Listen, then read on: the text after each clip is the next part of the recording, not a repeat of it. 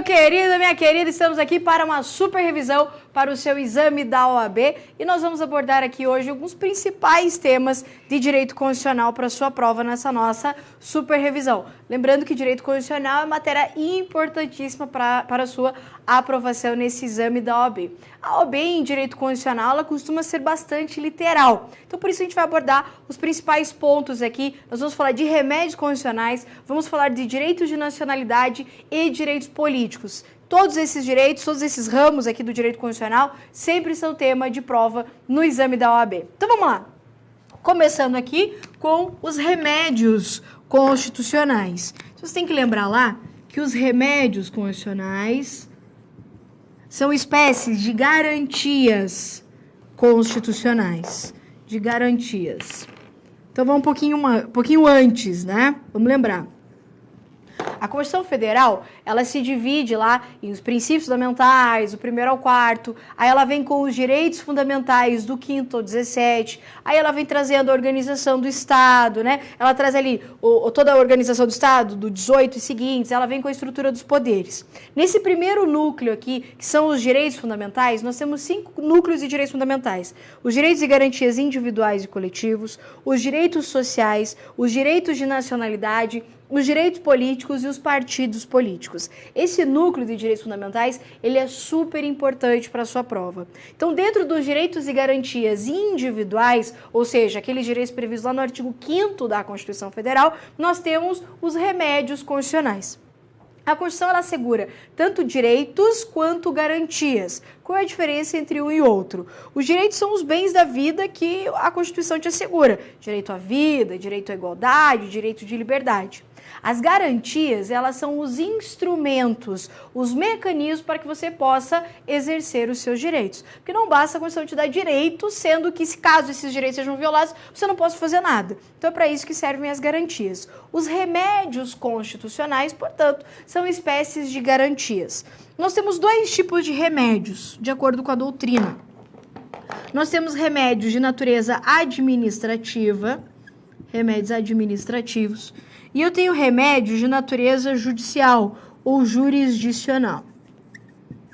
Os remédios de natureza administrativa são, por exemplo, o direito de petição e o direito de certidão, ambos assegurados lá no artigo 5º da Constituição Federal. O direito de petição e o direito de certidão são garantias constitucionais, portanto, mas são garantias que são exercidas na esfera administrativa, não é uma ação judicial. Então, o direito de petição e de certidão, que é feito independentemente do pagamento de taxa, não pode ser cobrado taxa para o exercício desses direitos, são remédios de natureza administrativa. Ele, você vê lá dentro dos direitos e garantias individuais. O que mais nos interessa são os remédios de natureza jurisdicional. E aqui nós temos quem? O habeas corpus, o habeas data, o mandado de segurança coletivo, o mandado de injunção e a ação popular, tá? Então nós vamos tratar aqui nessa nossa super revisão dos remédios constitucionais de natureza jurisdicional, começando pelo remédio heróico, né? Todo mundo conhece, que é o habeas corpus. O habeas corpus é um remédio constitucional que visa tutelar, proteger a minha liberdade de locomoção. Quando alguém, de uma forma ilegal ou com abuso de poder, restringe ou ameaça de restringir essa minha liberdade. Então, caso alguém ameace ou restrinja efetivamente a minha liberdade de locomoção por um ato de ilegalidade, ou abuso de poder, legalidade, ou abuso de poder, o meu remédio constitucional será o habeas corpus. Lembrando que, né, necessariamente tem que ter um ato de ilegalidade ou abuso de poder para que eu possa buscar aqui essa proteção através do habeas corpus. Isso significa que existem 2 tipos de habeas corpus. O habeas corpus preventivo, também chamado de salvo-conduto, e o habeas corpus repressivo, liberatório. O habeas corpus preventivo é quando estiver na ameaça de restringir a liberdade de locomoção de alguém.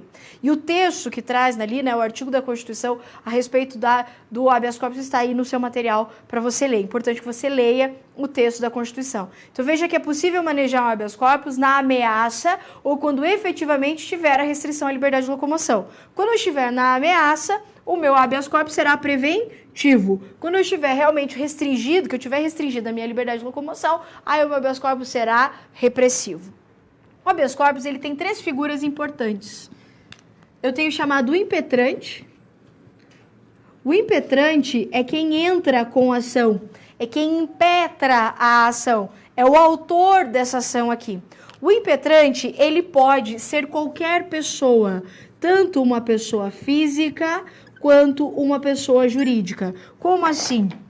O habeas corpus ele é um remédio constitucional que pode ser realizado pela pessoa que precisa do remédio ou por um terceiro, que nós chamamos de habeas corpus de terceiros. Então, por exemplo, se tem alguém presa, eu posso, por mim mesma, fazer um habeas corpus em favor de outra pessoa. Por isso que o habeas corpus pode ser impetrado em favor próprio ou de outrem. Isso significa que eu posso ter lá um parente meu preso e eu realizar o habeas corpus em nome dele. Ou eu estar preso e eu efetivamente realizar o meu próprio habeas corpus. Por isso que a pessoa que é o impetrante, ela pode ser qualquer pessoa. Não precisa ser necessariamente a pessoa que está presa, que está recolhida, que teve a sua liberdade de locomoção restringida. Por isso pode ser tanto uma pessoa física ou uma pessoa jurídica. O habeas corpus ele também é considerado como um remédio universal. Universal. Porque o acesso a esse remédio é universal. Como assim? Qualquer pessoa pode fazer um habeas corpus. Qualquer pessoa. Professora, pode uma criança? Pode uma criança. Pode uma pessoa que não esteja nas suas capacidades mentais, seja meio perturbada, pode não ter problema nenhum. Não existe nenhum requisito para que a pessoa possa impetrar um habeas corpus. Ela não precisa ter capacidade civil, ela não precisa ter capacidade econômica, ela não precisa ter absolutamente nada. A única coisa que o habeas corpus não pode ser, o habeas corpus ele não pode ser apócrifo, que é aquele habeas corpus sem assinatura. Lógico, por quê? Porque a Constituição, ela veda o anonimato. Então, logicamente, que a pessoa vai ter que se identificar, né? Quem está assinando esse habeas corpus. Então, qualquer pessoa pode fazer, mas não pode fazer de forma apócrifa, ou seja, sem assinatura. Além disso, não se admite, de acordo com a jurisprudência do STF, habeas corpus em língua estrangeira. Em língua estrangeira. Professor, então o estrangeiro não pode fazer habeas corpus? Pode. O estrangeiro pode fazer habeas corpus. O que não pode é o habeas corpus ser impetrado em língua estrangeira. O analfabeto também pode? O analfabeto também pode. Mas como é que ele vai assinar? Ele vai pedir para que alguém assine a rogo para ele. Então, qualquer pessoa poderá manejar um habeas corpus. É isso que significa ser um remédio de caráter universal. Tanto pessoa física quanto uma pessoa jurídica. Além do impetrante, nós temos uma figura chamada de paciente. Paciente. Paciente é quem precisa do remédio. O paciente é quem teve ou está sendo ameaçado de ter restringido a sua liberdade de locomoção. Então, o paciente é quem realmente está com a liberdade, com o direito aqui ameaçado e efetivamente restringido. Nesse caso, só pode ser uma pessoa física o paciente.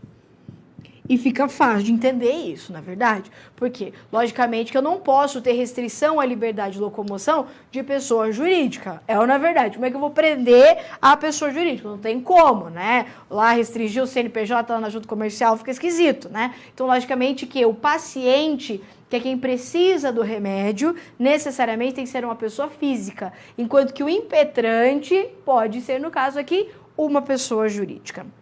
Além disso, uma outra figura importante aqui é a tal da autoridade coatora.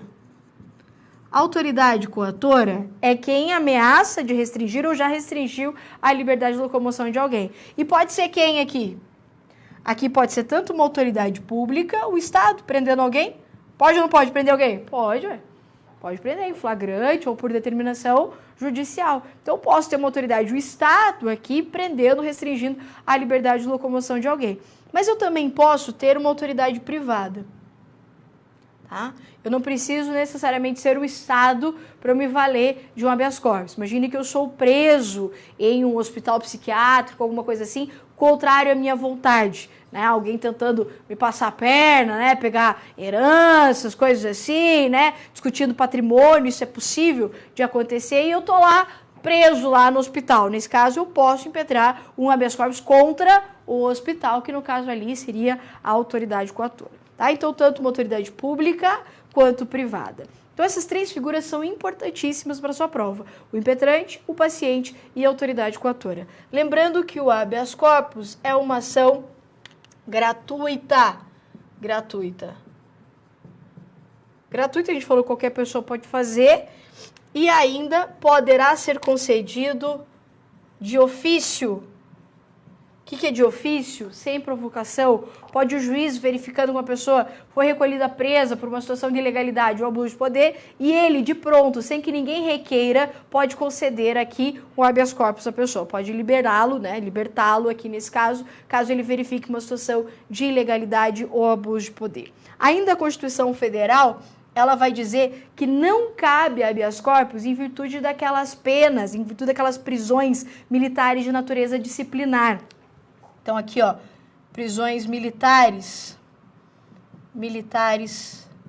de natureza disciplinar.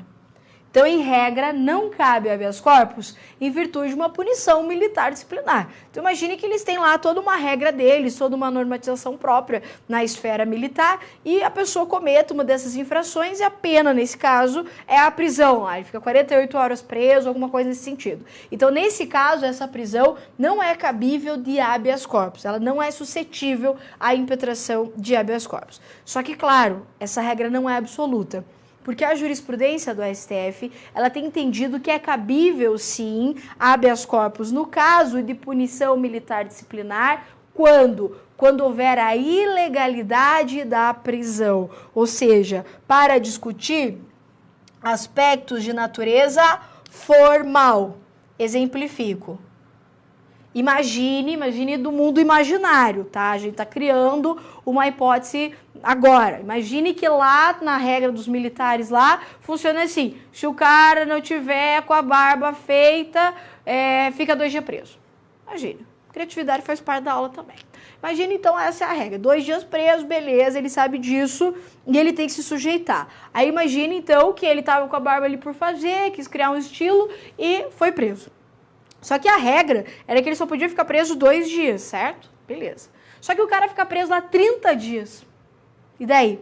Aí, nesse caso, eu tenho uma flagrante ilegalidade nessa prisão. Então, lógico que nesse caso será possível impetrar habeas corpus. Mas ninguém vai discutir o mérito da prisão. Ninguém vai discutir, será que ele estava mesmo com a barba pra fazer? Será que era o caso de prender? Não, ninguém vai discutir isso. O que vai ser discutido é se essa prisão extrapolou os seus limites, se ela se tornou ilegal, se é que a pessoa que poderia decretar a prisão tinha legitimidade para tanto. Ok? Então, o que eu quero que você grave e leve para a prova, bem tranquilo a respeito do habeas corpus. Habeas corpus, remédio constitucional para proteger a liberdade de locomoção do indivíduo. Quando alguém estiver ameaçando ou estiver efetivamente restringida a liberdade da pessoa. Por isso, habeas corpus preventivo, habeas corpus repressivo. 3 pessoas: o impetrante, o paciente e a autoridade coatora. Impetrante, pessoa física ou jurídica, o paciente necessariamente uma pessoa física e a autoridade coatora, que pode ser tanto uma autoridade pública ou privada. Uma outra coisa relevante para a sua prova é que o habeas corpus, ele é cabível quando direta ou indiretamente houver a possibilidade de restrição à liberdade de locomoção. Então, para aquelas penas em que não há possibilidade de restrição à liberdade de locomoção, logicamente que não tem cabimento ao habeas corpus. Por exemplo, a pena que a pessoa teve lá na sua condenação é uma pena de multa. Pena de multa, a pessoa vai ser o quê? Multada. Ela vai ser presa? Não vai. Então, será que cabe habeas corpus nesse caso? Não cabe habeas corpus. Cabe habeas corpus no caso de impeachment? Claro que não, porque a pessoa não vai ser recolhida presa. Eu tenho ali um outro tipo de punição. Então, logicamente que não cabe habeas corpus no caso de condenação pelo crime de responsabilidade, no caso de impeachment. Então, para você fazer uma boa prova, sempre analise. Existe a possibilidade, através dessa pena, dessa punição, da pessoa ter restringida a sua liberdade de locomoção, direta ou indiretamente? Se sim, o remédio é o habeas corpus. Se não, logicamente, o remédio não será o habeas corpus, ok? Vamos continuar os nossos remédios aqui e vamos falar agora de habeas data. O habeas data, ele tem previsão na Constituição Federal, mas ele tem a sua normatização também em legislações infraconstitucionais. O que nos importa aqui é o texto da Constituição, com algumas outras, né, previsões aqui na lei infraconstitucional que a gente vai comentar. O habeas data é um remédio constitucional que visa proteger o meu direito à informação. A informação. E aqui, eu quero que você me acompanhe aí no seu material, o artigo da Constituição Federal, que vai falar a respeito do habeas data. Eu acho importante essa leitura em relação ao habeas data. Olha o que diz lá, diz assim, ó, conceder-se habeas data para assegurar o conhecimento de informações relativas à pessoa do impetrante, constantes de registros ou bancos de dados de entidades governamentais ou de caráter público, ou para a retificação de dados, quando não se prefira fazê-lo por processo sigiloso, judicial ou administrativo. A Constituição Federal, então, ela me trouxe duas hipóteses aqui de habeas data. Quais? Para conhecimento de informação, conhecer informação, e ainda para retificar informação. Informações de quem? Informações minhas, informações próprias da pessoa do impetrante, e não é de mais ninguém. Eu não posso impetrar habeas data para ter conhecimento de informação de terceiros, nunca posso, para conhecer informações da minha vizinha, do meu vizinho, né? Não é para isso que serve o habeas data, informações da pessoa do impetrante. A legislação infraconstitucional, ela traz uma terceira hipótese, que é para inserir informações, anotações, que estejam onde essas informações? Essas informações têm que estar lá em bancos de dados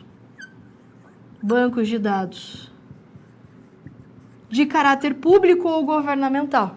Então veja que não é qualquer lugar que vai estar essas informações. Tem que estar em registros ou bancos de dados de caráter público ou governamental. Então veja só, a ideia do habeas data, entenda para que ele serve. Ele serve para que informações suas que estejam nesses registros, desses bancos de dados, sejam as mais verdadeiras possíveis. E ninguém melhor do que você mesmo para saber essas informações, não é verdade? Então, se você quiser saber as informações suas lá na Receita Federal, quero saber o que está lá no registro do banco de dados da Receita Federal, quero saber o que os caras sabem a meu respeito. Aí eu chego lá e quero conhecer essas informações. Eles vão dizer, não vamos te passar essa informação. Nesse caso, eu tenho um banco de dados de caráter público, é governamental, e eu tive negado o meu direito a conhecer as minhas informações. Meu remédio vai ser o habeas data. Ah, não, eu quero retificar. Tá errada essa informação. Essa informação que você tem aqui a respeito, sei lá, de uma empresa que está no meu nome, ou qualquer outra coisa, tá errado isso aqui. Eu quero retificar. Posso retificar? Posso, eu tenho que poder retificar. Aí o cara diz, não pode. Não vou deixar você retificar. O que acontece? Habeas data.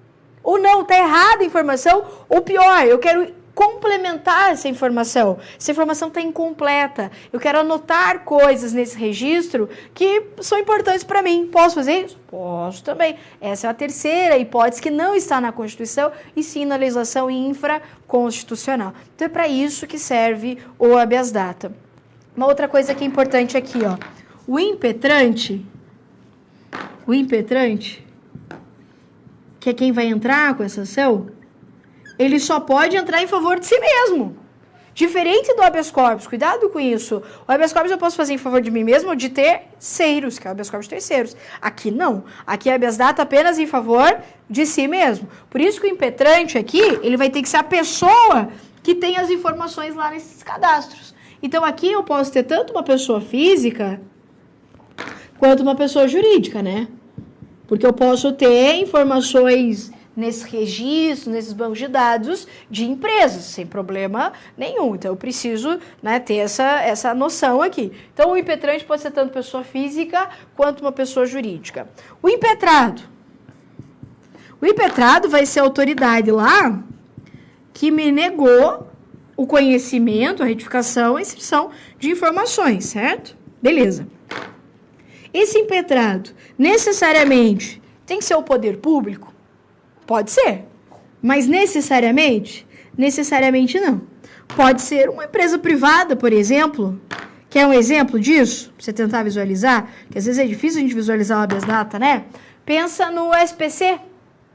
Né? O SPC lá tem informações suas constantes lá no Serviço de Proteção de Crédito. E você quer conhecer. Aí você chega lá, o cara falou, não vou te dar essas informações. Você vai poder manejar um habeas data. Ah, mas não é uma empresa pública, né? Não é um órgão público, não. É uma empresa privada. É uma empresa privada, mas o banco de dados dessa empresa privada, ela tem caráter público. Cuidado, tem que ter caráter público. Não pode ser estritamente privado. Por exemplo, eu sou advogada e tenho no meu escritório um banco de dados dos meus clientes. Aí se o meu cliente chega lá e fala assim, eu quero saber as informações minhas que você tem no teu banco de dados. E eu falo, não vou te falar. Eu posso fazer isso? Pode, o banco de dados é meu. E ele vai poder impetrar um habeas data nesse caso? Claro que não, porque o meu banco de dados não tem caráter público, certo? Então, grava isso. Habeas data, impetrante. Quem pode impetrar para buscar informações, conhecimento, retificação e inserção de informações a respeito de si mesmo, a respeito da própria pessoa. Aqui, para a OAB, talvez mais para a segunda fase aqui, mas enfim, vou fazer essa observação apenas para o pessoal da OAB. Existe uma possibilidade na jurisprudência de uma outra pessoa ingressar com habeas data em favor de outra. É apenas no caso da viúva. A pessoa morre, né? Aí ela tem que ter informações para fazer inventário, essas coisas, e ela chega nesse registro se ela não tem essas informações. Aí a jurisprudência tem aceitado a possibilidade da viúva ou do viúvo ingressar com habeas data. Mas cuidado, cuidado. Para sua prova, é a regra que funciona. O habeas data apenas para conhecer informações da própria pessoa. Exceção a essa ideia, a questão da viúva ou do viúvo lá que for buscar essas informações, tá? Mas isso, você só vai se preocupar na sua prova, ele vai falando assim, viúva do fulano, tal, entendeu? Aí você lembra dessa exceção. Mas como regra, a OAB vem mais superficial, mas não vai que Deus o livre, você aí já está preparado, está sabendo disso. O habeas data é também uma ação gratuita. Assim como é o habeas corpus. Só que cuidado! Ela só é igual ao habeas corpus no sentido de ser gratuita. Mas ela precisa de advogado, ela precisa de todas as outras formalidades legais. Não é apenas, não é livre, não é universal, aquela história toda. Não. Aqui eu tenho apenas a única semelhança com o habeas corpus é que o habeas data também é uma ação de natureza gratuita. Eu costumo dizer que o mais importante em relação ao habeas data é saber quando não é cabível o habeas data. Quando não cabe. Porque aqui a gente tem algumas jurisprudências relevantes. Não é cabível o habeas data quando eu tiver a negativa de emissão de certidão. Certidão. Como assim, pro? Assim, ó. Você chega lá num órgão público e você quer uma certidão, né, uma certidão, que é o espelho de uma informação sua constante nesses lugares, que tem informação sua. Mas o que você pediu foi uma certidão. Se alguém te negar a expedição da certidão, o teu remédio constitucional não vai ser o habeas data. O teu remédio constitucional, nesse caso, vai ser o mandado de segurança. Muito cuidado com isso, vem sempre, tá? Quando eu tiver a negativa de certidão, o meu remédio constitucional é o mandado de segurança e não habeas data. Mesmo que essa certidão contém informações minhas, não importa. O remédio vai ser mandado de segurança. O que mais? Não cabe habeas data, por exemplo, para ter vista ou cópia de processo administrativo disciplinar, por exemplo. Eu sou servidor público, aí eu tenho informações minhas constantes de um PAD lá. E daí eu chego e falo assim, eu quero cópia desse PAD. E os caras falam, não vou te dar cópia desse processo. Aí, nesse caso, eu não posso impetrar um habeas data. Nesse caso, meu remédio constitucional também será o mandado de segurança. Ok? São as principais informações do habeas data. Lembrando que é condição da ação do habeas data a negativa prévia aqui do direito de conhecimento, retificação ou inserção de informações. Então, não posso chegar e fazer um habeas data sem ter tido anteriormente a negativa dessas informações. Eu preciso ter efetivamente essa negativa para poder ingressar com o habeas data. Ok? Vamos seguir aqui. Agora vamos para o próximo remédio, que é o mandado de segurança. O mandado de segurança é remédio constitucional que visa proteger um direito muito peculiar aqui, que é o direito líquido e certo. O que é um direito líquido e certo? É um direito em que a matéria fática não é controversa. A matéria fática não é controversa. É uma matéria que você consegue, os fatos, você consegue demonstrá-los de plano, diretamente na tua petição inicial, no teu mandado de segurança. Você não vai ter aqui no mandado de segurança aquela fase chamada de dilação probatória, fase de instrução processual. Por isso, o seu direito ele tem que ser comprovável de plano. Cuidado! O que não pode ter divergência aqui é quanto à matéria fática. Então, os fatos têm que ser incontroversos. Incontroversos. Isso não significa que a matéria de direito tem que ser incontroversa. Não, aí não. Cuidado. Você pode ter tribunais, você pode ter divergência doutrinária, você pode ter divergência jurisprudencial a respeito de um tema do mandado de segurança, sem problema nenhum. Agora, o que não pode é ter controvérsia a respeito da matéria dos fatos, porque não vai ter fase para você provar isso. Você tem que provar diretamente na tua petição inicial. Então, o mandado de segurança, ele é cabível quando alguém violar um direito líquido e certo seu, que não for amparado por habeas corpus ou habeas data. Então, caso alguém viole um direito líquido e certo seu e que não for caso de habeas corpus ou habeas data, o teu remédio vai ser o mandado de segurança se essa violação desse teu direito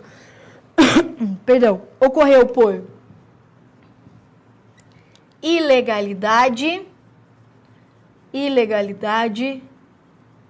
ou abuso de poder. Quer ver? Olha comigo aí no seu materialzinho, ali o artigo que fala do mandado de segurança. Diz assim, ó. Conceder-se-á mandado de segurança para proteger direito líquido e certo, não amparado por habeas corpus ou habeas data, quando o responsável pela ilegalidade ou abuso de poder for autoridade pública ou agente de pessoa jurídica no exercício de atribuições do poder público. Então, olha só. Vai ser cabível mandado de segurança para proteger todo e qualquer direito líquido e certo? Não.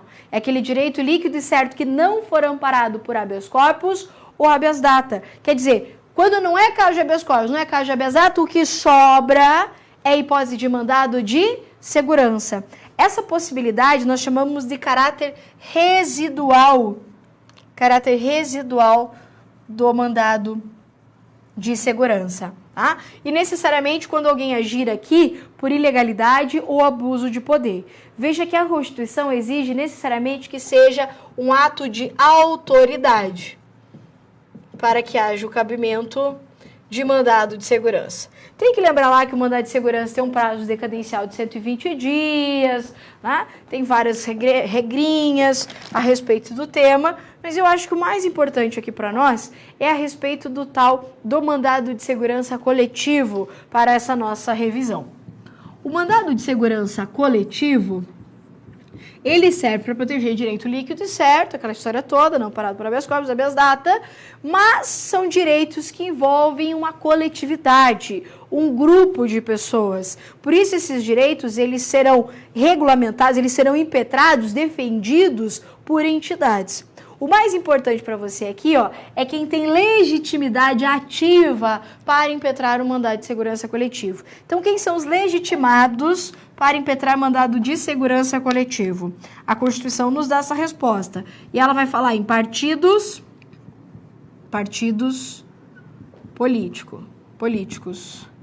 Então, ela vai falar que o partido político ele tem legitimidade para impetrar mandado de segurança coletivo. Só que desde que esse partido político tenha representação no Congresso Nacional. Quem que é o Congresso Nacional? A Câmara, formado pela Câmara e pelo Senado.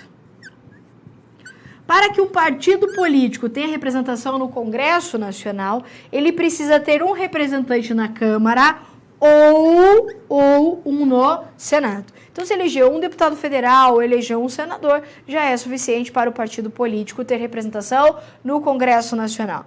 O partido político poderá defender interesses dos seus filiados ou mesmo interesses partidários, tá? Por isso, a legitimidade do partido político ela é um pouquinho mais ampla do que a dos demais entes. Quem mais que pode aqui? Eu tenho as entidades de classe, eu tenho os sindicatos e eu tenho ainda as associações. Tá? Então, esses são os legitimados para impetrar mandado de segurança coletivo. Só que aqui eu tenho uma atenção, que eu tenho que chamar uma atenção. Em relação às associações, a Constituição Federal vai dizer que elas devem estar constituídas e em funcionamento há pelo menos um ano. Tá? Há pelo menos um ano. Se ela não tiver constituída em funcionamento há pelo menos um ano, ela não tem legitimidade para impetrar mandado de segurança coletivo. Então, bem importante, quem pode fazer mandado de segurança coletivo? Partido político, entidade de classe, sindicatos e as associações. Só que para as associações, eles precisam preencher esse requisito extra aqui, que é esse prazo de um ano. Cuidado, muitas vezes pela leitura do texto da Constituição, a gente não conclui esse prazo de um ano como apenas para as associações. Isso aqui é uma construção da jurisprudência do STF, ok? Além disso, essa galera aqui, ó, no mandado de segurança coletivo, eles atuam como substitutos processuais. O que é isso? Significa que eles defendem direitos de terceiros em nome próprio. Então, a associação ela vai defender direito dos seus associados em nome da própria associação, assim como os sindicatos, entidades de classe, etc. Isso significa que essa galera aqui, ó, para impetrar mandado de segurança coletivo, não precisa de autorização específica.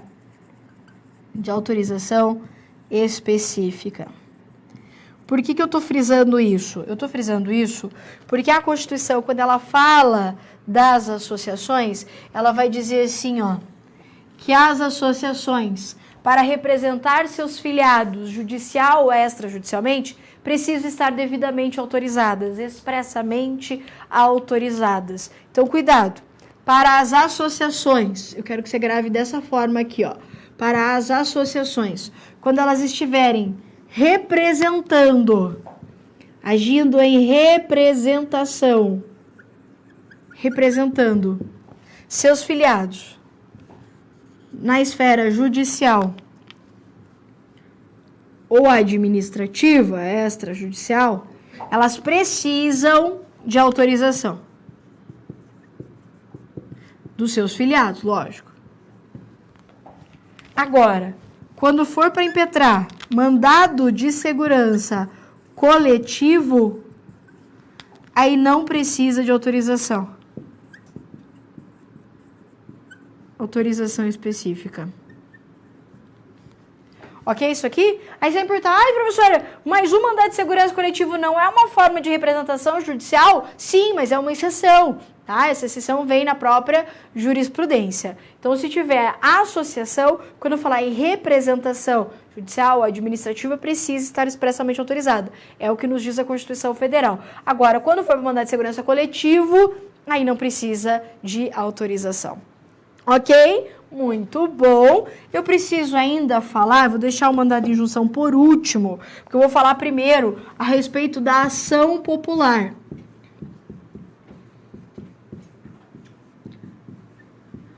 A ação popular, ela é uma ação diferenciada, ela tem alguns requisitos diferenciados. A ação popular é um remédio constitucional que a legitimidade ela é exclusiva, a legitimidade ativa, ela é exclusiva do cidadão. Do cidadão. Quem que é o cidadão? O cidadão é aquele que é nacional, que está no exercício dos direitos políticos, que a gente vai dar uma palhinha ainda hoje a respeito de direitos políticos. Então, a ação popular, ela é uma ação que a legitimidade é apenas do cidadão. Cidadão é aquele que tem nacionalidade brasileira e exercício de direitos políticos, pelo menos a capacidade eleitoral ativa. Ou seja, para ser cidadão tem que poder votar. Se a pessoa pode votar, ela é considerada um cidadão. Tanto que é requisito da ação popular o título de eleitor. Então, o documento obrigatório da ação popular é o título de eleitor. Sem ele, eu não consigo comprovar essa minha condição de cidadão. Então, um determinado cidadão, verificando uma situação, que a gente já vai ver, de ilegalidade, né, violação ao patrimônio e tudo mais, ele pode mover a ação popular com a ideia de anular. Vou pôr do lado de lá, que aqui vai ficar curtinho. Pra cá. Anular um ato lesivo ao, vamos gravar aqui, patrimônio. E esse patrimônio pode ser público, histórico ou cultural. Pode ser uma ação popular que vise anular um ato lesivo à moralidade administrativa. O que é a moralidade administrativa? Um dos princípios da administração pública, lembra? Artigo 37, caput da Constituição, o LIMP. Lembra do LIMP? Legalidade, impessoalidade, moralidade, publicidade e eficiência.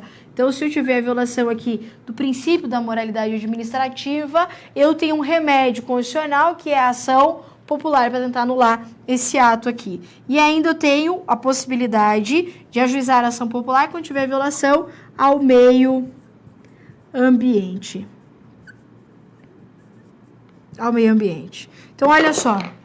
O cidadão, e somente o cidadão, bem claro isso, se ele visualizar uma situação em que há uma lesividade, e aqui ato lesivo entenda como um ato administrativo, um contrato, é possível também, um ato que seja lesivo ao patrimônio, que pode ser tanto patrimônio público, histórico ou cultural, ou ainda contra a moralidade administrativa, ou ainda contra o meio ambiente, ele pode mover essa tal da ação popular. Essa ação, ela não é uma ação gratuita, como muita gente fala assim, a ação popular ela é gratuita. Não, ela não é gratuita. Ela é gratuita para o autor. Gratuita para o autor de boa fé. De boa fé. Quer ver? Olha o que diz a Constituição Federal. Ela diz assim, ó. Vamos voltar aqui. Tá. Diz assim. Qualquer cidadão, veja que não é qualquer nacional, é qualquer cidadão, é parte legítima para a propor ação popular que vise anular ato lesivo ao patrimônio público ou de entidade que o Estado participe, à moralidade administrativa, ao meio ambiente e ao patrimônio histórico e cultural, ficando o autor, salvo comprovada má-fé, isento de custas judiciais e do ônus da sucumbência. O que está dizendo? Está dizendo que o autor de boa-fé, ele fica isento de custas. Mas em algum momento a Constituição isentou o réu aqui? Não. Então, para o réu, a ação em nenhum momento ficou gratuita. Então, se falar assim na sua prova, que a ação popular é uma ação gratuita, é errado. A ação popular é uma ação gratuita para o autor e desde que o autor esteja de boa fé. Porque se ele estiver de má fé, ele vai ser condenado, sim, ao pagamento de custas e ao ônus de sucumbência, ou seja, vai ter que pagar os honorários do advogado da parte contrária, tá? Então, essa aqui é a ideia da ação popular. Lembrando sempre que o legitimado é apenas o cidadão. Professor, e o Ministério Público? O Ministério Público, ele não vai atuar na ação popular? pode atuar, ele vai atuar sim, como fiscal da lei. Agora, existe na lei que regulamenta a ação popular a possibilidade do Ministério Público substituir o autor da ação popular. Então, eu explico. Imagine que um cidadão impetra a ação popular, ingressa com a ação popular. E daí, no curso do processo, esse cidadão desaparece, ninguém mais localiza ele.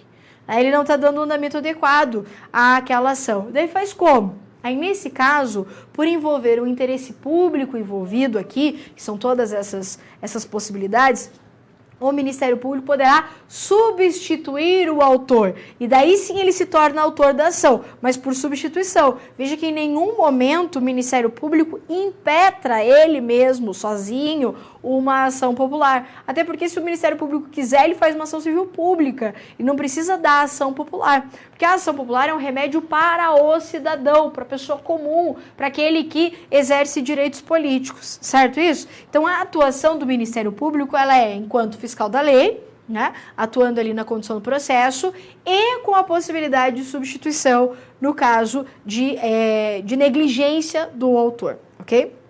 Além disso, tem uma outra peculiaridade da ação popular. A ação popular, ela não se submete àquele foro por prerrogativa de função. Explico. Alguns remédios constitucionais, quando feitos contra altas autoridades, eles começam em instâncias superiores. Então, por exemplo, você vai fazer um mandado de segurança contra o ato do presidente da República, você tem lá o STF atuando. Então, você tem competências originárias de tribunais superiores em alguns remédios constitucionais. A ação popular não submete a esse foro por prerrogativa de função. Então, se for fazer uma ação popular contra o presidente da República, contra um ato do presidente da República, a competência não vai ser originária do STF, do STJ, de quem for. Por quê? Porque não existe foro por prerrogativa de função em ação popular. Sabe quando você vê isso? Vou pegar uma água aqui. Você vai lembrar disso da história do Lula. Você lembra? Quando a Dilma queria nomear o Lula lá, ministro? Né? Lula lá ficou engraçadinho. Né? Queria nomear o Lula a ministro. Então, ela realizou um ato. Nesse caso, muitas pessoas entenderam que esse ato estaria violando a moralidade administrativa e ingressaram com diversas ações populares no Brasil inteiro. Essas ações populares iniciaram onde? No juízo de instância inicial, no juízo comum lá. Ou seja, não existe competência originária de ação popular, ok? E tá faltando a gente falar do bonito do mandado de injunção. O mandado de injunção é remédio constitucional quando eu tenho ausência de uma norma regulamentadora, que é capaz, essa ausência dessa norma, de inviabilizar o exercício de um direito, uma liberdade constitucional minha. Quer ver? Olha lá o que diz a nossa amiga Conste, a nossa gloriosa Constituição Federal. Cadê você? Aqui. Olha o que diz lá no seu material. Conceder-se-á mandado de injunção sempre que a falta de norma regulamentadora torne inviável o exercício dos direitos e liberdades constitucionais e das prerrogativas inerentes à nacionalidade, à soberania e à cidadania. O que a Constituição está me dizendo? Você vai lembrar lá? Um pouquinho aqui, você tem que resgatar aquele conhecimento a respeito da eficácia das normas constitucionais. Você lembra que eu tenho normas de eficácia plena, normas de eficácia contida e normas de eficácia limitada? A senhora não lembro, tá? Vou só te dar uma lembradinha, tá? Porque é revisão. A norma de eficácia plena é aquela que, diretamente do texto da Constituição, ela produz todos os efeitos necessários para a concretização daquele direito. Então, tudo que você precisa está naquela norma. Quer ver um exemplo? A Constituição Federal assegura ao idoso o direito de andar em transporte público a partir dos 65 anos, não é? Ele tem esse direito. Então, a partir dos 65 anos, o idoso ele pode simplesmente andar de busão gratuitamente. Precisa de alguma regulamentação essa norma? Precisa de alguma lei dizendo isso para o idoso? Não precisa. Ele pode simplesmente chegar em qualquer lugar do Brasil e apresentar a sua carteira de identidade e falar, ó, tenho 65 anos, está aqui, ó, quero andar de ônibus de graça. Não precisa de nenhuma regulamentação. É uma norma constitucional que se aplica diretamente, de forma plena, de forma imediata da Constituição Federal. A norma de eficácia contida é aquela que também se aplica diretamente de forma imediata da Constituição Federal, mas ela autoriza essa norma a que venha uma norma infraconstitucional contendo o alcance dessa norma constitucional. Exemplo mais fácil de a gente visualizar. A Constituição diz que é livre o exercício de qualquer trabalho, ofício ou profissão. Aí vem uma vírgula para o nosso desespero. Atendidas as qualificações que a lei estabelecer. O que a Constituição nos diz? Ela diz assim, é livre o trabalho, galera, pode exercer trabalho, pode exercer profissão, vamos trabalhar, que o mundo não é uma flauta, todo mundo tem que trabalhar. É isso que ela está dizendo. Só que ela vai dizer assim, contudo, se vier uma lei dizendo que você tem que ter algumas qualificações para exercer uma determinada profissão, você vai ter que se qualificar. Exemplo disso é o fato de você estar fazendo aqui, você está assistindo essa aula. Por quê? Porque a Constituição diz que é livre o exercício das profissões, né? Mas, inclusive, da advocacia, é assim? Sim, é livre o exercício das profissões. Mas eu tenho uma lei que diz, quer ser advogado? Vai ter que passar no exame da OAB. Aí você tem que fazer o exame da OAB? Tem que fazer o exame da OAB. Por quê? Porque é uma norma constitucional de eficácia contida, em que ela exerce a sua eficácia diretamente da Constituição, mas ela autoriza que uma norma infraconstitucional restrinja o seu alcance. Caso não existisse essa norma infraconstitucional, dizendo, por exemplo, que você tem que fazer o exame da OAB, ninguém precisaria fazer o exame da OAB. Se não tivesse uma norma dizendo que tem que fazer 5 anos de faculdade, pelo menos, né? Porque tem uns que fazem 7, 8 às vezes, né? Tem uns que fazem bastante tempo. Mas, enfim, se não tivesse uma lei dizendo para você que você tem que se qualificar dessa forma, qualquer pessoa poderia ser advogado. Mas como tem uma norma dizendo, ó, tem que se formar numa faculdade, tem que fazer exame da OAB e tudo mais, você tem que obedecer essa norma infraconstitucional. Então, ela se difere, a contida da plena, porque a contida, ela permite a limitação do alcance da norma constitucional. Ela permite a restrição do alcance da norma constitucional. Enquanto que a plena não, a plena está plena, ninguém vai restringir nada. Não pode vir uma norma, por exemplo, infraconstitucional, dizendo que o idoso tem que ter o título, tem que ter uma identificação e mais uma outra carteirinha. Não pode. É aquilo lá e acabou. Por quê? Porque é uma norma de eficácia plena. Ela não permite que uma norma infraconstitucional contenha o seu alcance, diferente da contida que permite. E a limitada? A limitada é uma norma que, do texto constitucional, ela não gera efeitos sociais, ela não gera eficácia social, ela apenas exerce eficácia jurídica. O que é isso? A norma de eficácia limitada, ela está lá na Constituição, dando um comando para o legislador infraconstitucional. Então, por exemplo, a Constituição vai dizer assim, o Estado deverá promover a defesa do consumidor na forma da lei. O que ela está dizendo? Ela está dizendo, alô Estado, alô Legislativo, você tem que defender o consumidor. É isso que ela está me dizendo. Isso significa que eu, o consumidor, não posso me defender apenas com o que está escrito na Constituição. Ela não consegue realizar no aspecto social, no aspecto fático, todos os direitos inerentes àquela proteção que ela pretende. Então ela está dizendo para o legislador infraconstitucional, ó, crie uma lei para defender o consumidor. Mas eu não posso, só com base nesse artigo da Constituição, e trocar produto no mercado. Por que eu não posso? Porque eu tenho que ter uma lei que vai dizer como que isso vai ser feito, se tem prazo, se não tem. Essa lei que a gente conhece, que é o Código de Defesa do Consumidor. Mas você entendeu? Só que sem o CDC, eu não consigo exercer esse meu direito constitucional. Esse é um exemplo de norma de eficácia limitada, porque é uma norma que depende de outra norma para integrar a sua eficácia. Sem essa outra norma, não consegue ser exercido na sua plenitude o direito constitucional. Isso significa que se o legislativo, não cria essa norma constitucional, eu tenho ausência de uma norma regulamentadora. Então eu tenho um direito assegurado pela Constituição, mas não tenho a norma que regulamenta. O que eu posso fazer? Fico esperando o dia que o legislativo quiser, assim, da boa vontade dele, incrível, fazer a norma constitucional? Não. Caso o legislativo esteja em mora, ele esteja atrasado na produção dessa lei, eu posso me socorrer de um remédio constitucional, que é o mandado de injunção. Isso significa que o mandado de injunção ele é um remédio que só pode ser utilizado, só pode ser impetrado em face da ausência de regulamentação de uma norma constitucional de eficácia limitada. Eu não posso fazer mandado de injunção, por exemplo, em face de uma norma de eficácia plena ou contida. Aliás, não faz o menor sentido, porque a norma de eficácia plena ou contida eu consigo exercer o meu direito constitucional. É apenas delimitada que eu não consigo, porque eu dependo de uma outra norma. Então, logicamente, que o mandado de injunção, que serve para suprir uma lacuna legislativa, quando o legislador deveria legislar e não faz, e eu dependo dessa lei para exercer o direito constitucional, eu vou me socorrer desse remédio chamado mandado de injunção. O exemplo mais fácil, talvez a gente memorizar, é o caso lá da greve, direito de greve de servidores públicos. A Constituição Federal assegura de forma expressa o direito de greve no serviço público. Só que ela assegura esse direito e ela fala lá, na forma da lei.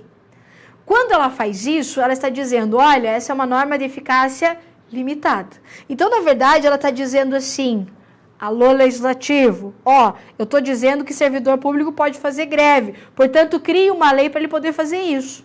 É isso que a Constituição está dizendo. Ela está dando um comando ao legislador. Só que o legislador fez de conta que não ouviu. Ele viu, comigo. E ele fez de conta que não ouviu e não legisla. E até hoje não legislou. E daí você tem o quê? Você tem vários servidores públicos querendo exercer um direito constitucional, mas que não conseguem, porque dependem de uma norma para regulamentar o exercício desse direito. E daí faz o quê? Chora, sapateia, né? Se descabela? Não, faz mandado de injunção. Entendeu para que serve o mandado de injunção? O problema do mandado de injunção, você não sabe o que é, olha que ironia do destino. O problema do mandado de injunção é que ele serve numa ausência de norma regulamentadora, né? Ele nunca tinha sido regulamentado por lei. Só que nós tivemos recentemente, em 2016, a criação da Lei 13.300, que veio finalmente regulamentar o mandado de injunção. Então, o que acontecia? Tem essa previsão na Constituição, e daí tem toda uma doutrina, uma jurisprudência criada em cima do mandado de injunção, que fazia o mandado de injunção acontecer. E nunca havia um regulamento, um regramento específico do mandado de injunção. E agora nós temos. E qual era o principal problema do mandado de injunção antes dessa regulamentação? Era como funcionavam os efeitos da decisão do mandado de injunção. Porque olha só, e aqui eu vou ter que meio que contar uma história, não tem como você entender. Isso aqui você tem que entender, isso aqui você não tem que ficar decorando, isso aqui você tem que entender. Como é que funcionava? Quando a Constituição saiu lá em 88, esses dias atrás, tá? Lá em 88, saiu a Constituição Federal, cheia de norma de eficácia limitada. Aí o que acontece? As pessoas, nossa, quanto direito, que maravilha, né? Queremos exercer isso aí. Só que a Constituição acabou de sair. Será que as pessoas poderiam fazer mandado de injunção para que fosse realizado o direito e tal, logo depois que a Constituição foi criada? Ainda não dava, né? Por quê? Porque o legislador tinha que ter um prazo para regulamentar aquelas normas constitucionais. Ele tem que ter tempo para poder fazer uma lei boa, para regulamentar esses direitos constitucionais. E foi isso que aconteceu. Durante um período, né, pós-Constituição Federal, nós tivemos alguns mandados de injunção, mas que esses mandados de injunção serviam apenas para se analisar se o legislativo estava ou não em atraso. Ou seja, se ele estava ou não em mora na produção legislativa. Durante esse período, a teoria que se aplicou, então, no mandado de injunção, era a chamada teoria não concretista. Por que teoria não concretista? Porque ela não concretizava direito. O mandado de injunção servia para analisar se existia realmente alguma mora do legislativo, se ele já devia ter legislado ou não. Então, o mandado de injunção servia apenas para analisar a mora legislativa, mas não concretizava direito nenhum. Beleza.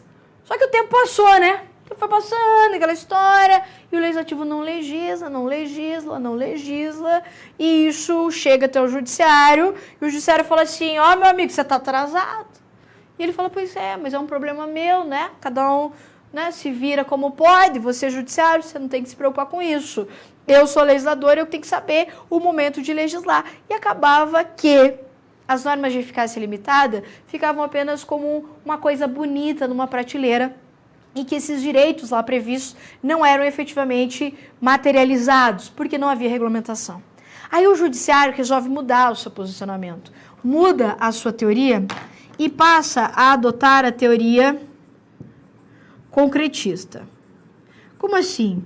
O judiciário fica indignado. Por quê? Porque as pessoas precisam realizar o direito previsto na Constituição e o legislador não legisla.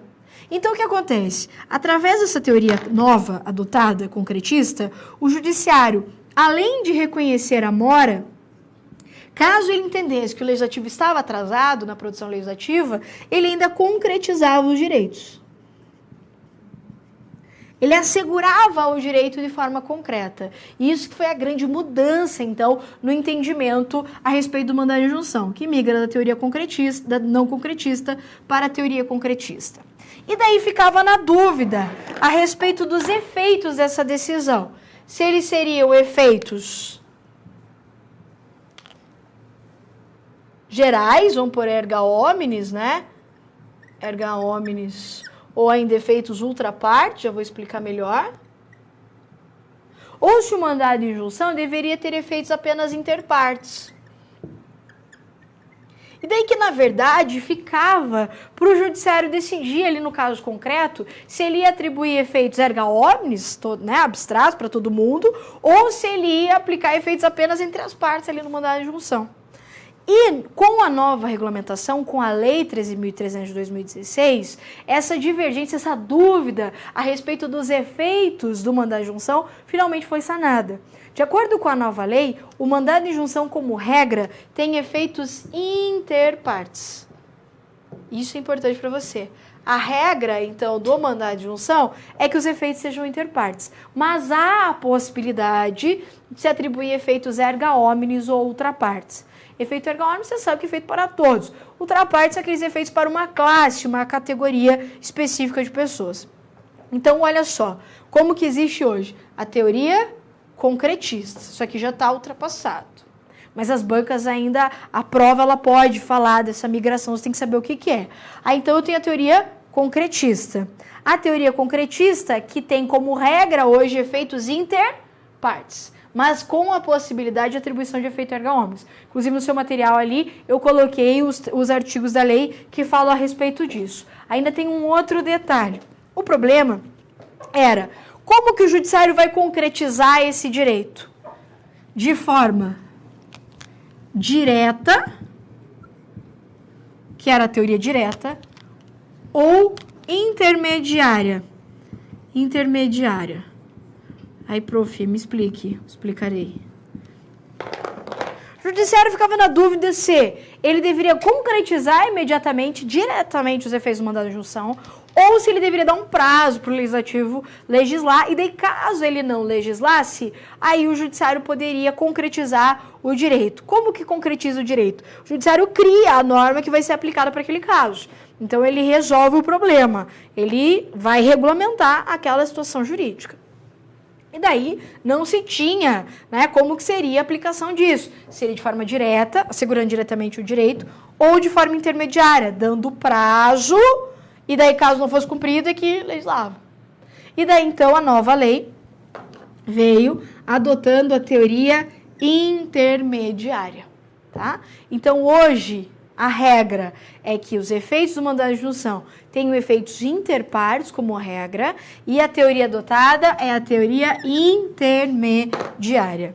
Eu até coloquei ali no seu material um esqueminha, tá? Para você observar essa teoria geral, individual, que é feito como regra interpartes, aí direta e intermediária. Isso para você conhecer todas as teorias. Mas eu quero que você grave lá. A teoria hoje adotada é a teoria concretista individual intermediária. Concretista, individual, intermediária. Individual é aquela com efeitos interpartes, ok? Mas com a possibilidade de extensão, de efeitos erga omnes, aquela história toda, ou ultrapartes, como nós mencionamos, tá? Então, eu quis aprofundar um pouquinho mais aqui, né, nessa nossa revisão, o mandado de junção, porque é uma lei extremamente nova, é uma lei que eu acredito que possa aparecer aí na sua prova, ok? Então, olha só, falamos agora, finalizamos o tema remédios constitucionais. Vamos pegar o principal aqui de direitos de nacionalidade e partidos políticos. De qualquer forma, o materialzinho vai ficar completo para você poder dar uma lidinha e revisar esse conteúdo que é importantíssimo para o seu exame. Então, vamos lá. Direito de nacionalidade é muito fácil, né? Direito de nacionalidade é aquele tema gostoso, né? De a gente estudar, porque é facinho. Existem dois tipos de nacionalidade. Nacionalidade originária e a nacionalidade derivada ou secundária. A nacionalidade originária é aquela, em regra, definida na data do seu nascimento, de forma unilateral, e involuntária. Então, quando você nasce, como regra, é definida a sua nacionalidade originária. Aquilo que te define como sendo nato de um determinado estado. Então, você é brasileiro nato através do critério de definição da nacionalidade originária, feita de forma involuntária, porque ninguém pediu lá se você queria ser brasileiro, se você queria ser americano, o que você queria ser, né? Definiu e acabou. A derivada depende de vontade. A derivada é quando você opta por uma outra nacionalidade, que é o que te define como sendo um naturalizado. A Constituição Federal, ela traz algumas hipóteses de aquisição da nacionalidade originária, utilizando dois critérios. Ius solis, que é o critério da territorialidade, e o ius sanguinis, que é o critério do sangue. O ius solis é o critério que uma pessoa é nacional de um determinado estado se ela nascer naquele estado. Já o ius sanguinis é o critério que define que uma pessoa pode ser nacional de um determinado estado pelo fato de ser filho de um nacional. Então, no caso do Brasil, nós temos a escolha desses dois critérios, do ius solis e do ius sanguinis. Contudo, a regra no Brasil é o ius solis, com relativizações através do ius sanguinis. Vamos falar rapidinho as hipóteses de aquisição da nacionalidade originária. Quais são as hipóteses? Primeira, a regra. Nasceu em território nacional, ainda que de pais estrangeiros, é brasileiro. Então, o critério é do solo. Nasceu no Brasil, é brasileiro. Ainda que os pais sejam gringos, com uma exceção.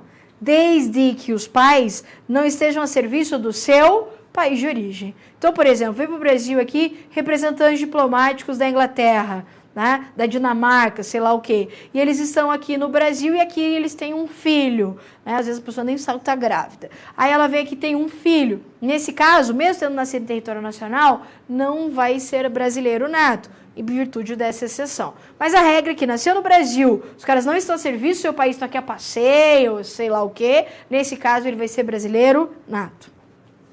Segunda regra, nasceu em território estrangeiro, filho de pai ou mãe brasileiro, ou seja, tem sangue brasileiro, mas não é sangue de ser neto, bisneto brasileiro, tem que ser filho de pai ou mãe brasileira, desde que um deles esteja a serviço da República Federativa do Brasil.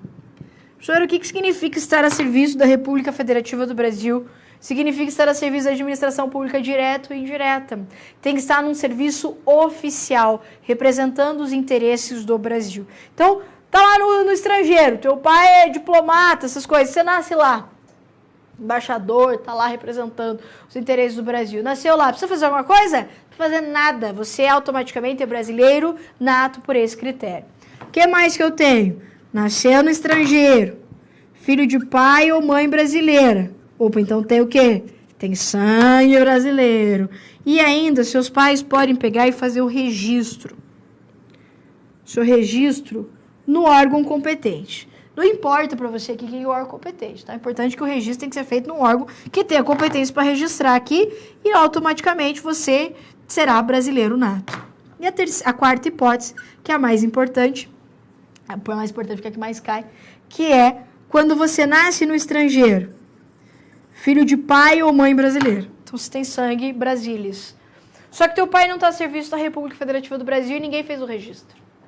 Na verdade, ninguém queria voltar para o Brasil. Pensa a seguinte hipótese. Teu pai e tua mãe foram para os Estados Unidos na época do Obama, né? Aí eles estão lá, era Obama, todo mundo estava feliz, né? Estrangeiro aqui, imigrante, coisa linda, né? Todo mundo feliz. Aí, pro desespero de todo mundo, o tal do Trump ganha essas eleições. Só que daí, quando você nasceu lá, seu pai e sua mãe não estavam a serviço da República, estavam trabalhando em uma outra empresa, sei lá o quê, e também não fizeram registro e não tinham intenção de voltar para o Brasil. Aí o Trump ganhou essas eleições, que absurdo isso aí, meu cara ganhou. Aí o Trump ganhou essas eleições e daí falou assim, tudo quanto é brasileiro tem que voltar para casa. Sei lá, né? Não estou dizendo que isso vai acontecer, Deus me livre. Mas vamos imaginar que o cara é doidão, é possível. O cara construiu um muro, caramba, né? Então vamos imaginar que isso seja possível. Aí ele manda todos os brasileiros de volta. E teus pais voltam para cá.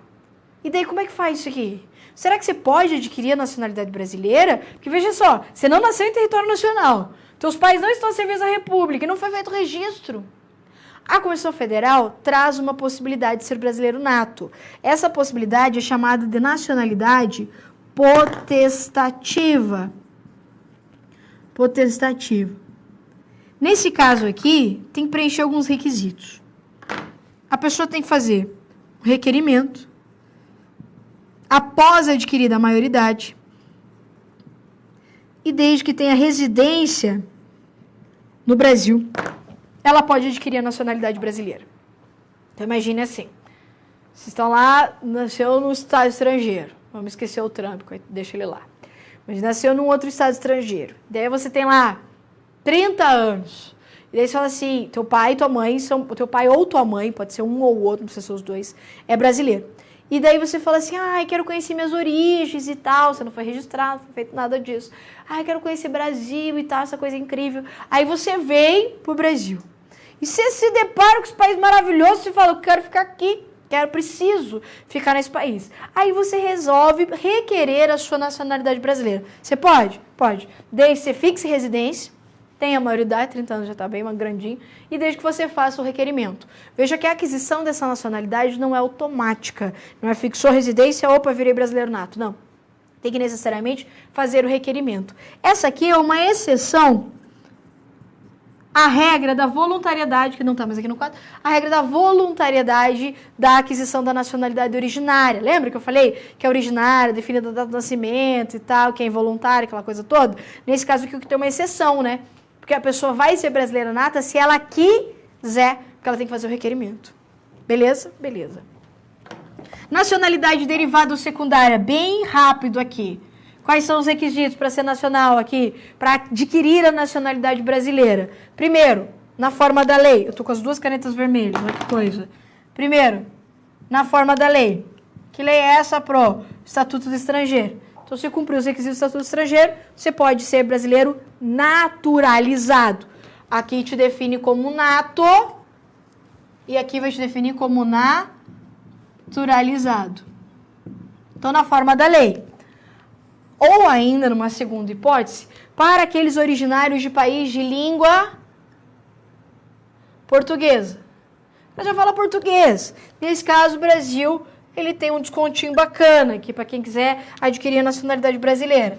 Tem que ter 1 ano de residência ininterrupta e idoneidade moral. Fez isso, pode adquirir a nacionalidade brasileira. Por que eu disse pode? Que pode ser que não consegue. Porque aqui, nesse caso, o processo de naturalização é um processo administrativo. Todo processo administrativo tem que culminar com um ato administrativo. Nesse caso, o ato ele é discricionário. Significa que o Brasil concede, se quiser, a nacionalidade brasileira nessas duas hipóteses. Porque eu tenho uma terceira hipótese, que é para aqueles de qualquer nacionalidade que tiverem residência ininterrupta por 15 anos no país e também, são requisitos cumulativos, não tiver condenação penal. Se rolou isso aqui, aí eu tenho uma outra história. Porque daí o ato, nesse caso aqui, vai ser um ato vinculado. Então, se o cara estiver no Brasil, há 15 anos e não tiver condenação penal, é como se ele tivesse que o uso capião da nacionalidade. Tipo isso, entendeu? Tipo uma brincadeira. O uso capião da nacionalidade. Ele está há tanto tempo, tem um problema, dá uma nacionalidade para ele. E nesse caso aqui é um ato vinculado, ou seja, o Estado brasileiro é obrigado a conceder a naturalização. Ok? São essas as hipóteses. E o mais legal para você aqui são aqueles cargos privativos de brasileiro nato. A Constituição Federal vai dizer que a lei infraconstitucional não pode estabelecer diferença entre o brasileiro nato e o brasileiro naturalizado. A lei. Mas ela, a Constituição, pode. E ela estabelece algumas diferenças. Vamos falar apenas nas principais aqui, ó. Para te ajudar nessa memorização, a gente tem uma mnemônica legal aqui, ó. Tem tanta coisa pra gente decorar, né, gente? Que se tiver alguma ajudinha sempre é bom, né? Que é o mp3.com. Esses são os cargos privativos de brasileiros natos. mp3.com. Vamos ver quais são eles. M, de ministros do STF. Quem são os ministros do STF? Quantos são? Os 11 bonitos lá. Os 11 ministros do STF tem que ser brasileiro nato. Nós estamos falando dos cargos privativos de brasileiro nato. P3 de 3 presidentes. Quem? Presidente da República e o vice. Claro, né? Não pode ser naturalizado. Quem mais? Presidente da Câmara. Presidente do Senado e, logicamente, que na linha de sucessão aqui, do presidente do STF. Então, veja só, eu tenho 3 presidentes. Presidente da República, presidente da Câmara e presidente do Senado. Câmara. Uma coisa que é importante aqui, ó. Para ser deputado federal, ou seja, para estar lá na Câmara dos Deputados, pode ser nato ou naturalizado. Agora, para ser presidente da Câmara, ele tem que ser brasileiro nato. Da mesma forma, para ser senador, pode ser nato ou naturalizado. Agora, para ser presidente do Senado, tem que ser brasileiro nato. Por quê? Porque essa galera aqui, ó, tá na linha de sucessão do presidente da República. Então, se tiver ausência de presidente e vice-presidente, será chamado sucessivamente quem? Presidente da Câmara, presidente do Senado e, na ausência, o presidente do STF. Ou seja, por isso que esses cargos eles são privativos necessariamente de brasileiros natos. C de quem? C de cachorro, professora, dizia minha professora. Não, C de carreiras diplomáticas. Faz todo sentido, né? O cara embaixador tem que ser necessariamente brasileiro nato. O de oficiais das Forças Armadas. Quem são as Forças Armadas? Marinha, Exército e Aeronáutica. Então, essa galera toda aqui, necessariamente, vai representar, vai defender, né, a nação brasileira. Eles têm que ser brasileiros natos. E M? M de ministro, põe aqui azul, ministro de Estado da Defesa. Como assim? Ministro de Estado da Defesa. O presidente da República, no exercício da função executiva, ele é auxiliado por ministros de Estado. Esses ministros de Estado auxiliam, então, o presidente no exercício da função executiva. Essa galera, ela pode ser tanto brasileiro nato quanto naturalizado, não tem problema. Agora, para ser ministro de Estado da Defesa, tem que ser nato. Então, por exemplo, ministro da Saúde, nato, naturalizado. Ministro, qualquer outra coisa, nato, naturalizado. Agora, ministro de Estado da Defesa, aí necessariamente tem que ser brasileiro nato. Interessante porque o ministro de Estado da Defesa, ele é o chefe das Forças Armadas. E o chefe supremo das Forças Armadas é o presidente. Então, tem o presidente como chefe supremo das Forças Armadas, o ministro de Estado da Defesa e daí toda a organização das Forças Armadas, Marinha, Exército e Aeronáutica. Então, necessariamente, esses cargos são privativos de brasileiros natos. Será que cai isso aqui? Certeza que cai isso aqui. Isso aqui sempre cai em prova. Vale a pena você decorar aqui, mp3.com. E, geralmente, esse tópico, ele vem relacionado com um tópico de direitos políticos. Que é os requisitos, que são, né, os requisitos de elegibilidade para cargos eletivos lá, então, né? A Constituição Federal, ela estabelece alguns requisitos de elegibilidade. Então, requisitos que a pessoa tem que cumprir para se candidatar a um cargo eletivo. Então, vamos relembrar lá direitos políticos. A gente já entra aqui nos direitos políticos. Eu tenho direitos políticos de dois tipos. Vou fazer um esquema aqui, tá? Depois as meninas podem apagar esse cantinho pra mim, tá? Eu vou fazer um esqueminha aqui só para ele ter um esqueminha de direitos políticos. Tem que a gente passa uns minutinhos. Tem dois tipos de direitos políticos. Direitos políticos positivos e direitos políticos negativos.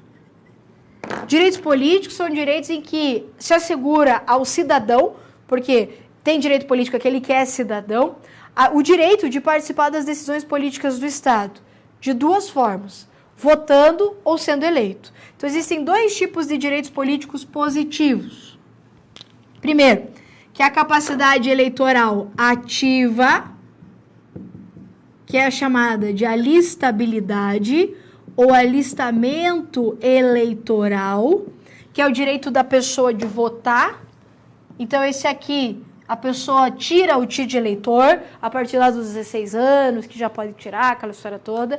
Então, eu tenho exercício de direito político positivo, capacidade eleitoral ativa, alistabilidade. Direito da pessoa, votar.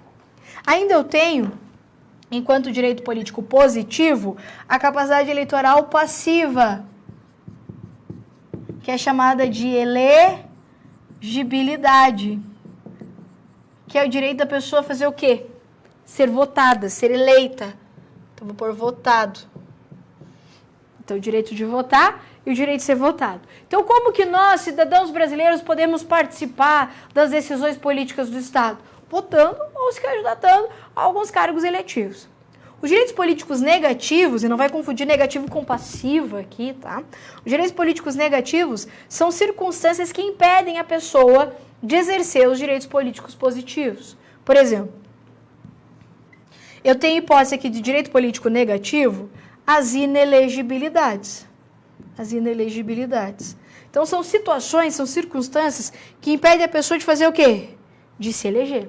Então, as inelegibilidades são direitos políticos negativos que impedem a pessoa de exercer qual direito político dela? Direito político passivo, positivo passivo. Ou seja, a inelegibilidade impede a pessoa de se eleger, mas não necessariamente a pessoa de votar. Muitas vezes a pessoa pode ser inelegível, no sentido dela não poder ser eleita, mas ela pode votar sem problema nenhum, ok? E ainda, eu tenho um outro tipo de direito político negativo, que são aquelas causas de perda ou suspensão de direitos políticos lá do artigo 15 da Constituição Federal, tá? Então, esse aqui é um esquemão prático de direitos políticos que é legal você ter isso na sua cabeça, tá? Porque às vezes a grande dificuldade de direito político é a nomenclatura. Então, com isso, você tem ali uma certa parte resolvida. O que eu quero falar nessa nossa supervisão é a respeito dos requisitos de elegibilidade. Requisitos para a pessoa se eleger. Mas você tem que saber tanto da listabilidade, as inelegibilidades e as causas de perda ou suspensão. Fica ligado? Então, vamos para cá. Quais são os requisitos de elegibilidade previstos na Constituição Federal? Primeiro, nacionalidade brasileira. Lógico, tem que ser brasileiro. Vai dar pitaco aqui dentro se não for brasileiro? Não tem como. Então, logicamente, para se eleger a um cargo político, a pessoa tem que ser nacional. Que pode ser tanto nato quanto naturalizado. E aqui agora você me ajuda. Em regra, é requisito de elegibilidade ser brasileiro nato ou naturalizado. Contudo, para alguns cargos eletivos, vem para cá, vem para cá, vem para cá, para alguns cargos eletivos, necessariamente tem que ser brasileiro nato. É ou não é? Para quais? Presidente da República e vice, que os outros cargos não são eletivos, né? Nem daqui não é eletivo. Veja que eu falei que para ser deputado pode ser nato ou naturalizado. Para ser senador, nato ou naturalizado. Para ser presidente, que não. Então, na verdade, dos cargos eletivos aqui, aqueles que eu e você votamos, precisa ser brasileiro nato apenas o cargo de presidente da República e vice. Outro requisito de elegibilidade é estar no pleno exercício dos direitos políticos. Qual que é essa ideia? A ideia é que para a pessoa se eleger, ela não pode estar inelegível. Lógico. Então, a pessoa, para ela poder ter elegibilidade, ela não pode incidir em nenhuma daquelas hipóteses de direito político negativo que a gente viu, perda ou suspensão, ou ser inelegível, certo? Então, ela tem que estar no pleno exercício dos seus direitos políticos. Ela tem que ter, pelo menos, o direito aqui de votar e a capacidade eleitoral passiva de se eleger. Então, veja, para se eleger a um cargo político, não basta ter requisito de elegibilidade. Tem que também não incidir nas hipóteses de direitos políticos negativos. Então a pessoa lá tem idade, tem tudo, tem filiação, tem domicílio e todos os outros requisitos que a gente vai ver, mas tem uma condenação criminal transitada em julgado. Aí ela tem suspenso os direitos políticos, ela não pode se eleger, ok? Na sequência, eu tenho ainda domicílio eleitoral. Domicílio eleitoral. Domicílio eleitoral é onde a pessoa tem registrado seu título de eleitor. Hoje ela tem lá o seu título de eleitor. O prazo para o requisito aqui do domicílio eleitoral é de 1 ano antes das eleições. Então a pessoa ela tem que ter domicílio, ela tem que ter o seu título de eleitor na circunscrição onde ela pretende lançar sua candidatura. Por exemplo, quero sair candidata a vereadora de Cascavel. O meu título de eleitor tem que estar onde? Cascavel. Não pode estar em Toledo, em Foz, qualquer outro lugar. Tem que estar registrado em Cascavel, ou seja, o meu domicílio eleitoral tem que estar aqui. Necessariamente a minha residência tem que estar aqui? Não. Porque o domicílio eleitoral, ele não é a mesma coisa que o domicílio civil, que é onde a gente fixa residência. Cuidado com prova, que vem dizendo que o domicílio eleitoral é a mesma coisa que o domicílio civil, e não é. Próximo, preciso de filiação partidária. O que é isso? Precisa estar afiliado a um partido político. Não se admite no Brasil candidaturas avulsas. Necessariamente tem que estar vinculado a um partido político. Ai, professora, eu não acredito em partidos. Não importa, você não sai candidato. Necessariamente tem que estar vinculado a um partido político. E esse prazo de filiação é de 6 meses. 6 meses antes das eleições. Ok? 6 meses antes das eleições. E é o último requisito aqui, que talvez seja o mais importante, tem alistamento eleitoral, que significa dizer que se a pessoa, para ela poder se candidatar a um cargo eletivo, ela tem que votar, né? Então, o alistamento é o direito de votar, lembra? Lógico, para a pessoa poder se eleger, ela tem que votar antes. Vou até pôr aqui para dizer que eu não pus. Alistamento. Não é alistamento militar, tá? Por favor. Alistamento eleitoral. Ter o título de eleitor. E, por fim, nós temos o requisito da idade mínima, que é o que mais cai. Idade mínima. Então, para alguns cargos eletivos, a pessoa tem que ter uma certa idade. E faz sentido, né? Porque, assim, você não vai estar lá fazendo qualquer coisa, né? Você vai estar representando o interesse do cidadão, do povo aqui. Então, necessariamente, tem que ter alguns requisitos aqui, como, por exemplo, de idade mínima. A Constituição, ela escolheu algumas idades, que eu costumo brincar, que são idades marcantes na vida das pessoas. Por exemplo, ela vai dizer, as idades são as seguintes: 18 anos, ela vai falar em 21 anos, ela vai falar em 30 anos e ela vai falar em 35 anos. Então, para alguns cargos, a pessoa tem que ter 18, para outros 21, para outros 30 e para outros 35. Ah, professora, não mudou a idade mínima? Não. Ah, não mudou. Tem projeto, mas nada aprovado, que vai cair na sua prova, tá aqui. Então, não fica viajando. Como que a gente faz para decorar a idade mínima? Eu gosto de fazer pirâmide. Cada um decora como quiser, mas eu gosto de fazer dessa forma. E os meus alunos gostam dessa forma, e por isso eu vou passar dessa forma.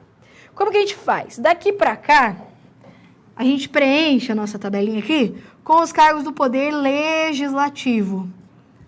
E daqui para cá, os cargos do Poder Executivo. Quer ver como é fácil? A Constituição Federal vai dizer que para ser candidato, então vamos lembrar os cargos do Legislativo. Legislativo, vereador, deputado federal, deputado estadual e senador. São esses os cargos legislativos. Executivo, presidente da República, governadores e prefeitos. Beleza. Legislativo.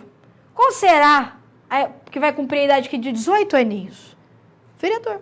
Então a Constituição vai dizer assim, ó, para ser vereador, 18 anos. Aí sobe um.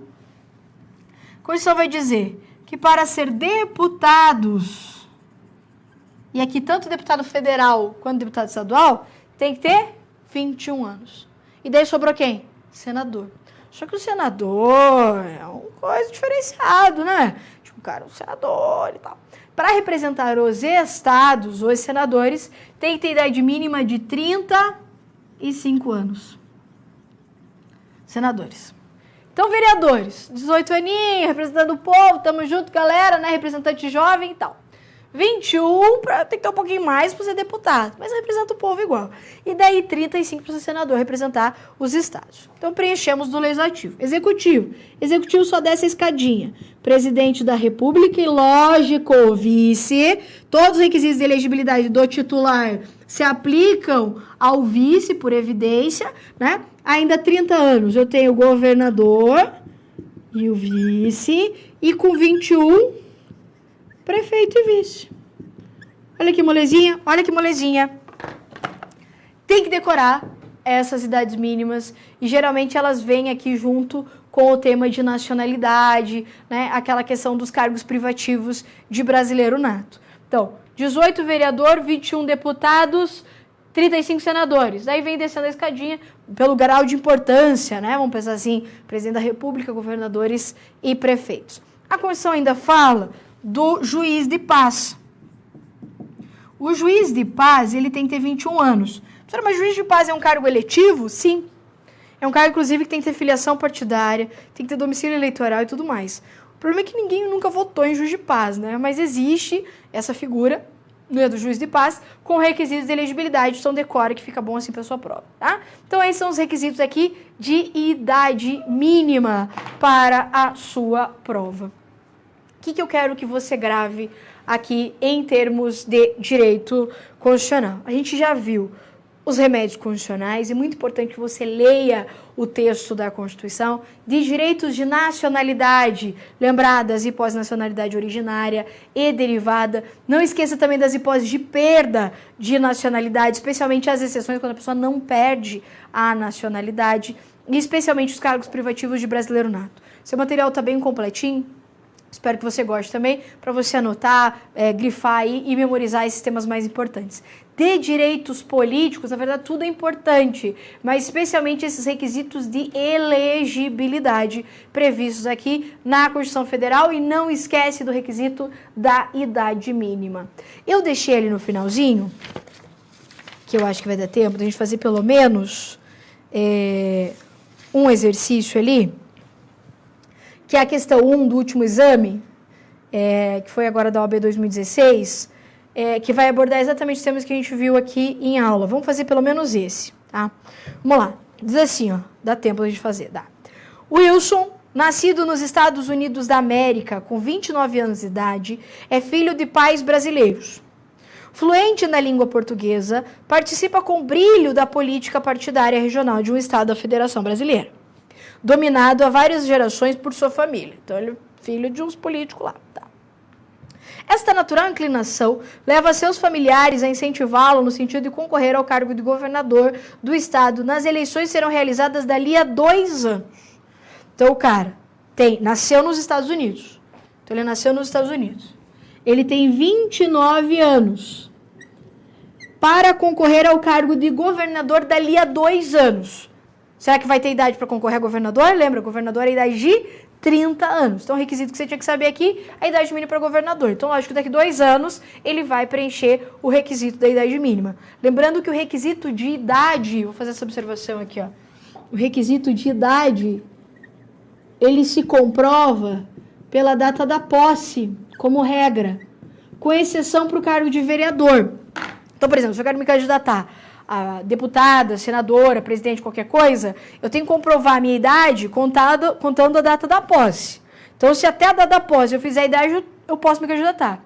Agora, para o cargo de vereador, que é 18 anos, eu tenho que ter pelo menos 8 anos na data limite do meu registro de candidatura, tá? Então, a regra da idade é na data da posse, com exceção do vereador. Então, se ele tiver 30 anos até a data da posse, está ok. Então, logicamente, daqui a 2 anos ele vai estar lá com 31, então não tem problema nenhum com relação ao requisito de idade. Agora, o problema é o seguinte: o fato dele ter nascido nos Estados Unidos faz dele automaticamente brasileiro? Ele é filho de pais brasileiros, mas automaticamente ele é brasileiro? Vamos ver as alternativas. Aí diz assim, ó: sobre a possibilidade jurídica de Wilson concorrer ao pleito, mais precisamente no que se refere às questões de nacionalidade e idade, assinale a afirmativa correta. Wilson já terá completado, na data da eleição, a idade exigível para o exercício do cargo pleiteado, certíssimo. Mas somente poderá concorrer caso adquira a nacionalidade brasileira. Por quê? Porque a questão não nos dá elementos se os pais estão a serviço da República Federativa do Brasil, se foi feito o registro, ou se ele vai conseguir ter idade, nacionalidade brasileira com a nacionalidade potestativa. Então, ele vai ter idade, mas só vai poder concorrer se adquirir a nacionalidade brasileira. Então, essa é a nossa alternativa correta. Vamos ver o resto que está errado. O Wilson poderá concorrer, pois não apenas contemplará o requisito da idade, como pelo simples fato de ser filho de brasileiros, possui automaticamente a nacionalidade brasileiro nato. A gente viu que não é hipótese de ser brasileiro nato, ser simplesmente, filho de pais brasileiros. Não é isso. A gente viu que tem que ser pais que estejam a serviço da República, que tenha sido feito o registro, ou depois por opção da própria pessoa. C. O Wilson não estará apto a concorrer nessa próxima eleição para o cargo apontado, pois mesmo que adquira a nacionalidade brasileira, não possuirá a idade mínima exigida para o cargo. Vai sim, que a gente viu que é 30 anos. D. Wilson não poderá concorrer, pois, embora a idade não seja um problema, poderá no máximo adquirir o status de brasileiro naturalizado, enquanto o cargo em questão exige o status de brasileiro nato. Várias coisas erradas. Primeiro, nesse caso, o Wilson pode adquirir o status de brasileiro nato? Pode sim, pela nacionalidade potestativa, ou se a questão me desse mais informações. Mas a gente pode dizer, em regra aqui, pela nacionalidade potestativa. Além disso, cargo de governador tem que ser brasileiro nato? Não. Pode ser nato ou naturalizado, sem problema nenhum. O cargo que é privativo de brasileiro nato é presidente da República e o seu vice, como a gente destacou durante essa nossa revisão. Ok? Muito fácil, muito tranquilo. Não deixe de fazer as outras questõezinhas ali referente aos últimos exames desses temas que a gente abordou na nossa aula. E já estamos encerrados no nosso tempo aqui, nessa nossa super revisão. Eu espero que você tenha gostado dessa aula. Deixe seu recadinho, pode mandar a sua mensagem, as suas dúvidas nas nossas redes sociais. Eu estou lá no Facebook com a Adriane Fauci, no Instagram também. Me acha lá que é fácil para você me localizar e a gente pode estar ajudando aí nessa tua caminhada até o seu sucesso, até a sua carteirinha da OAB. Ok? Era isso para a nossa aula. Até a próxima.